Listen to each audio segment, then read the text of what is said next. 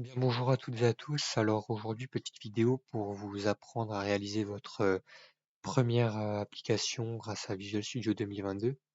Alors, vous vous rendez sur le site de Microsoft et vous installez Visual Studio 2022 ou Visual Studio de la dernière version qui est disponible.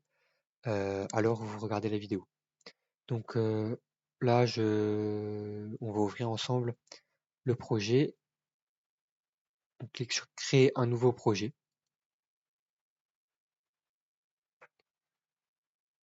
Ensuite, il nous demande quel modèle nous voulons utiliser. Alors actuellement, nous voulons utiliser un modèle qui nous propose une interface graphique. Donc il en existe plusieurs, mais nous on va utiliser WinForm. Vous auriez pu utiliser WPF, mais WinForm c'est un basique, un incontournable. Donc on va utiliser celui-là. Voilà, donc lorsqu'il vous l'a proposé, ici là, vous double-cliquez dessus. On choisit un nom pour notre projet, un emplacement. Donc personnellement, ce sera sur la clé USB que ce projet ira se placer. Suivant. Là, il faut que le framework soit Net 6.0 pour pouvoir faire fonctionner votre application. Mais normalement, par défaut, il se met tout seul dessus. Vous appuyez sur Créer.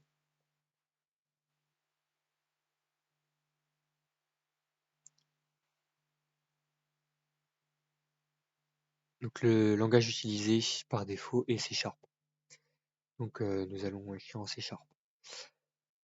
Alors pendant que l'application charge, alors elle consistera à augmenter ou à réduire une valeur dans un label.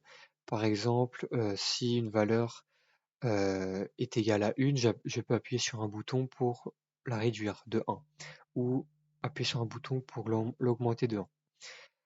Donc pour cela, il va falloir deux boutons et ce qu'on appelle un label pour afficher la valeur du chiffre tout simplement que l'on souhaite modifier. Donc pour cela, vous allez utiliser la boîte à outils. Soit elle est affichée à votre gauche là, ou sinon vous pouvez appuyer sur affichage, boîte à outils, si elle n'y est pas. Donc vous avez accès grâce à elle à tous les composants. Ce que vous pouvez voir juste ici, c'est la fenêtre que verront les utilisateurs lorsqu'ils rentreront sur votre logiciel. On appelle ça un formulaire sur Visual Studio, d'où le form 1 en haut à gauche.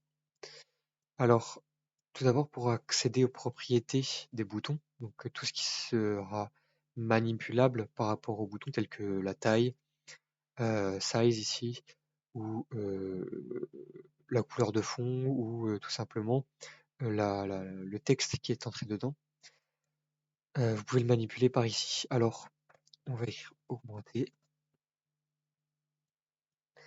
Donc, il s'agit bien évidemment du bouton qui nous servira à augmenter la valeur.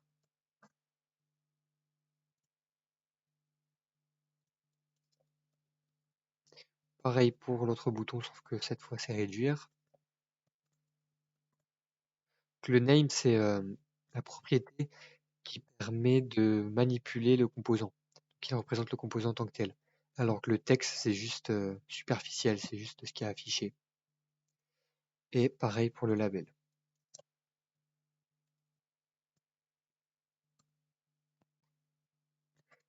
Qu'on initialise à 0, qu'on partira de 0. Alors lorsque on clique sur ce bouton augmenter, nous voulons que le 0 passe à 1. Si l'on reclique dessus, qu'il passe à 2. Et que si on clique sur le bouton réduire, nous voulons que cette valeur descende de 1. Alors pour cela, il faut accéder aux événements. Alors un événement, qu'est-ce que c'est? C'est une procédure qui va être appelée lorsque l'utilisateur interagira avec un composant. Par exemple, pour accéder aux événements possibles d'un composant, vous cliquez dessus, vous allez dans la fenêtre propriété qui est déjà ouverte, et vous cliquez sur l'éclair en haut à droite, événements. Et à partir d'ici, vous pouvez voir tous les événements qu'il est possible de faire avec ce bouton. Donc celui qui nous intéresse est celui par défaut, donc le clic. Étant donné que c'est l'événement par défaut, on peut double-cliquer dessus pour ouvrir la procédure. Voilà, la procédure s'est ouverte. Donc maintenant, pour créer cette procédure donc, qui augmentera la valeur, il va falloir tout simplement aller rechercher la valeur qui se trouve déjà au préalable dans le label. Alors pour cela, on crée une variable entière du type int donc, et nous allons chercher la propriété texte du label, pas du bouton. Donc la propriété texte correspond à donc, ce qu'il y a décrit ici. Donc texte, label chiffre, point texte pour y accéder. C'est toujours pareil. Donc on effectue une conversion parce que par défaut, dans la propriété texte du label est un type chaîne de caractères. Et pour manipuler un chiffre, il faut un type chiffre. Donc on convertit ce type chaîne de caractères en chiffre. Alors maintenant, il faut augmenter de 1 cette valeur. On peut faire chiffre actuel plus plus, ou chiffre actuel est égal à chiffre actuel plus 1. Nous allons faire comme ça pour que ce soit plus compréhensible. Et maintenant, l'objectif est de repasser cette nouvelle valeur dans la propriété texte du label. Donc on va créer une nouvelle variable, chaîne de caractères, donc string, nouveau chiffre, est égal à chiffre actuel, point toString. Donc le chiffre actuel est de type entier et nous voulons le repasser à la propriété texte qui est, comme je l'ai dit plus tôt, par défaut de type chaîne de caractères. Donc on convertit le int en chaîne de caractères. Et ensuite, label chiffre.text, donc la propriété est égale au nouveau chiffre. Voilà. Maintenant on peut tester en appuyant sur la petite flèche verte en haut à gauche. Voilà. Lorsque vous cliquez sur augmenter, la valeur augmente. Il ne reste plus qu'à faire la même chose pour le bouton réduire.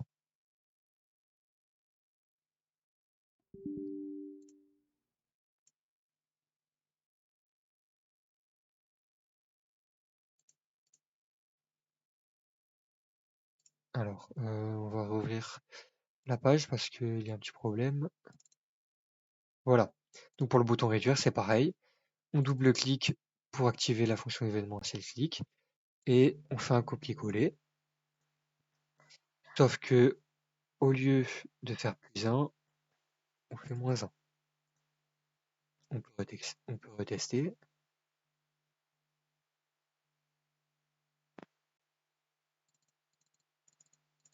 Voilà. Donc les procédures événementielles fonctionnent parfaitement pour les deux. Cependant, comme vous pouvez le voir, il y a de la répétition.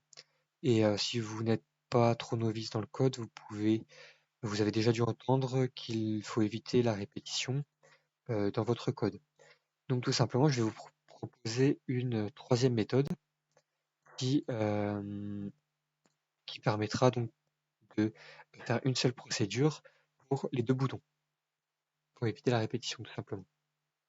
Alors pour cela, nous allons utiliser la propriété, le paramètre sender. Le paramètre sender, qu'est-ce que c'est? C'est un paramètre qui correspond au composant avec lequel a interagi l'utilisateur au moment où l'événement a été déclenché. Ici, le bouton, puisque l'utilisateur clique sur le bouton. De même pour celui-là. Donc, nous allons utiliser ce paramètre sender qui changera en fait en fonction du bouton qui sera cliqué, ce qui nous permettra de faire une seule procédure. Donc tout d'abord, il va falloir caster ce sender, puisque donc par défaut il est de type sender, même s'il correspond au bouton. Alors, nous allons créer une variable de type bouton.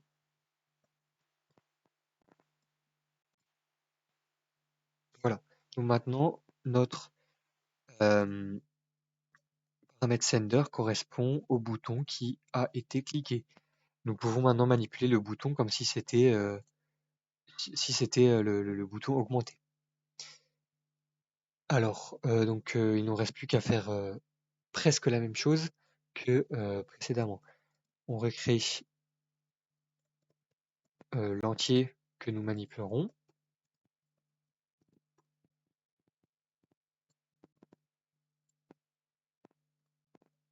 Sauf qu'il va falloir différencier le clic sur les deux boutons. Donc, pour différencier le clic sur les deux boutons, donc pour savoir si l'utilisateur a cliqué tout simplement sur augmenter ou réduire, nous allons utiliser la propriété unique name.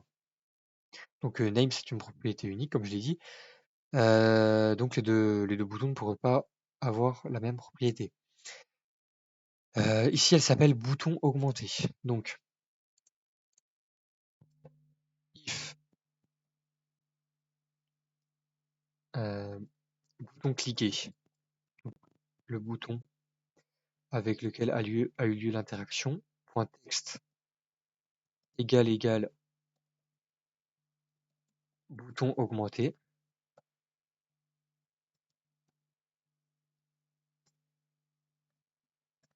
Alors, on incrémente de 1.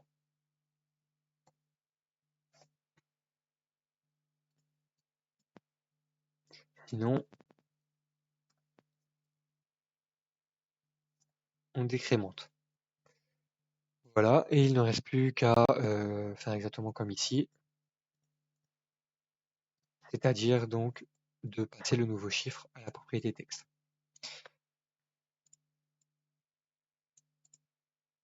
Et aussi, il faut modifier la procédure qui sera appelée par chaque bouton. Vu que la même procédure sera appelée maintenant pour le clic sur le bouton augmenter et le clic sur le bouton réduire, alors elles partageront la même procédure qu'on appellera bouton clic. Voilà. Événement pour bouton réduire, btn, clic.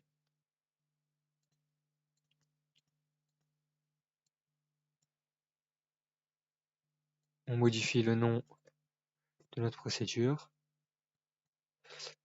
On va passer ça en commentaire.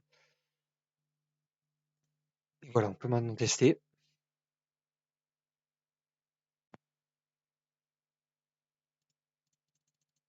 Ah, petit problème. Ça a l'air de réduire pour les deux.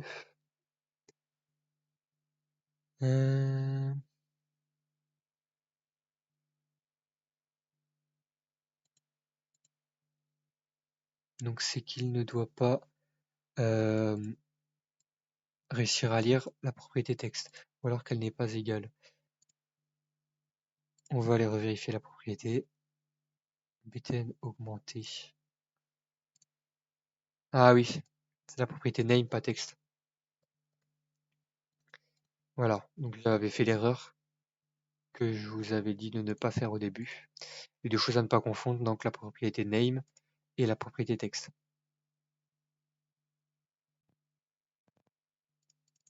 Voilà. Maintenant, notre programme, notre application est totalement fonctionnelle et il n'y a pas de répétition dans notre code. J'espère que cette vidéo vous a plu. Je mets tous les liens dans la description pour installer Visual Studio. À la prochaine.